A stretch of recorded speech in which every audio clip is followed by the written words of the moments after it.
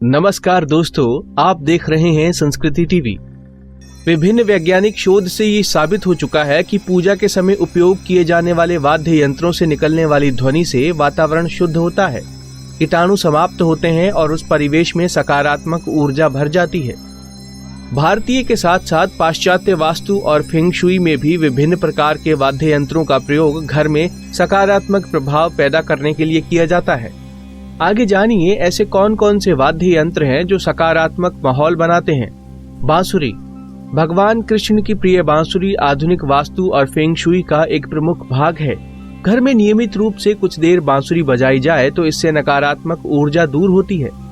जरूरी नहीं कि आपको बांसुरी बजाना आए ही सही, आप बिना सुर की बांसुरी भी बजाएंगे तो लाभ ही होगा। यदि बांसुरी नहीं बजाना चाहते हैं तो घर के ड्राइंग रूम की पूर्वी या उत्तरी दीवार पर लगाएं। इससे परिवार के सदस्यों के बीच मधुरता बनी रहती है। शंख। शंख हिंदू पूजा का प्रमुख अंग है। घर में नियमित रूप से शंख बजाने से न केवल नकारात्मक ऊर्जा समाप्त होती है, बल्कि इससे बुरी शक्तियां भी घर से दूर रहती हैं। भूत प्रेत बुरी आत्माओं की नजर घर पर नहीं पड़ती।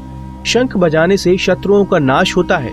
शंख बजाने वाले और उसकी ध्वनि सुनने वाले के अनेक रोग इससे स्वतः नष्ट हो जाते हैं। Single bell.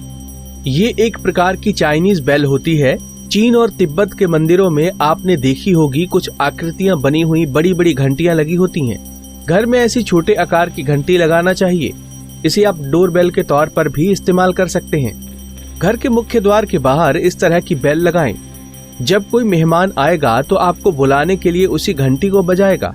इससे बाहर से आने वाले की सभी नेगेटिव एनर्जी घर के बाहर ही छूट जाएगी। Wind Chimes. फेंग शुई के अनुसार विभिन्न प्रकार के विंड चाइम्स से निकलने वाली मधुर ध्वनि मानसिक शांति प्रदान करती है। इसमें लगी छोटी छोटी घंटियां जब हल्के हवा के झोंके से हिलती हैं तो उनमें से सॉफ्ट स्वर निकलते हैं। इन ध्वनियों से घर में सकारात्मक ऊर्जा का फ्लो बढ़ता है।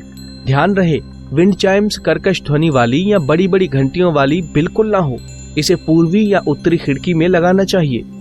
दोस्तों, उम्मीद करते हैं आपको हमारी ये जानकारी पसंद आई होगी। ऐसी ही और जानकारी के लिए देखते रहिए संस्कृति टीवी। धन्यवाद।